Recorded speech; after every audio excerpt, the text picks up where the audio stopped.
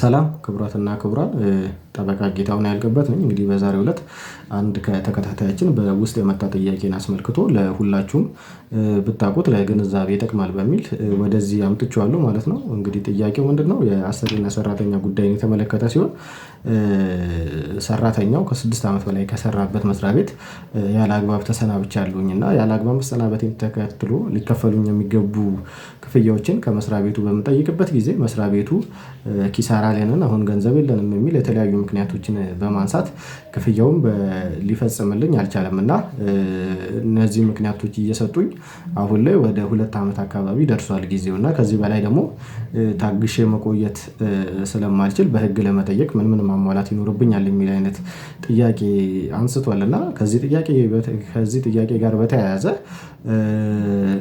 ሊሰጥ የሚችለው ህጋዊ ምላሽ ምንድነው? በአሰሪና ሰራተኛ ህጋችን በአዋጅ ቁጥር 1156 ህዝባር 2011 ማለት ነው አንቀጽ 163 ላይ ስለ ይርጋ የተቀመጡ ህገ ደንቦች አሉ። እንግዲህ ይርጋ ማለት ምንድነው? አንድ ሰው ከሌላ ሰው የሚጠይቀው መብት እንዳለው ካወቀና ያንን መብት ለመጠየቅ በህጉ የተቀመጠለት የጊዜ ገደብ ነው።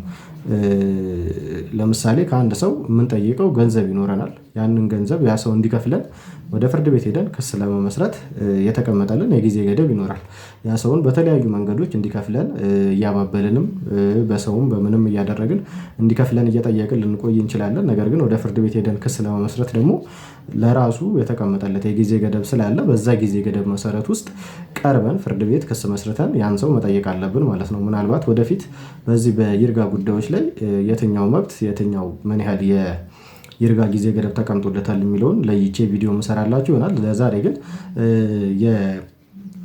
የተከታታያችንን ጥያቄ በተመለከተ መልስ ለመስጠት እንዳልኳችሁ በዚህ በአዋጅ ቁጥር 1156 ላይ አንቀጽ 163 ንዑስ አንቀጽ 4 ላይ ምንድነው የሚለው? ከስራ ስንብት ጋር በተያያዘ ማለት ነው የክፍያ ጥያቄ ያለው ሰው ያንን የክፍያ ጥያቄውን በፍርድ ቤት ከሶ ለማስከፈል ክስ ለመመስረት የተቀመጠለት የጊዜ ገደብ 6 ወር ነው። ስለዚህ ክፍያ አለኝ የሚል የክፍያ ጥያቄ ያለው ማንኛውም ሰራተኛ አሰሪውን ከሶ በፍርድ ቤት በህጋዊ መንገድ ለመጠየቅ የተቀመጠለት የጊዜ ገደብ 6 ወር በመሆኑ በዛ 6 ወር ጊዜ ውስጥ ቀርቦ በፍርድ ቤት ክስ መስርቶ ክፍያው እንዲከፈለው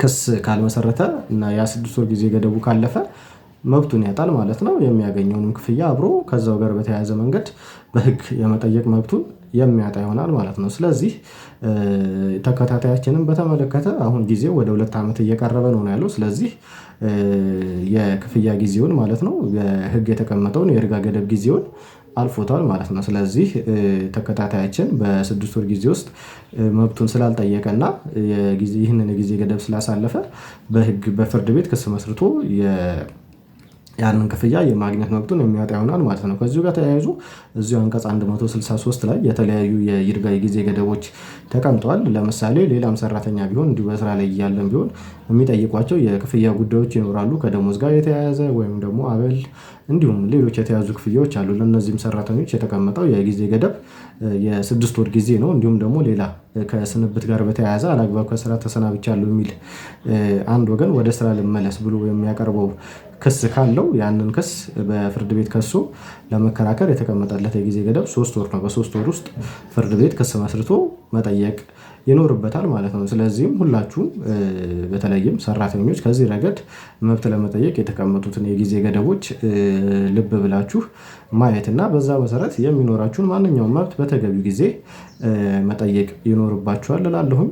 ጠበቃ ጌታሁን ያልገበት ነበርኩኝ። ገጻችንን ፎሎ በማድረግ እንድታበረታቱን እጠይቃለሁኝ። አመሰግናለሁ።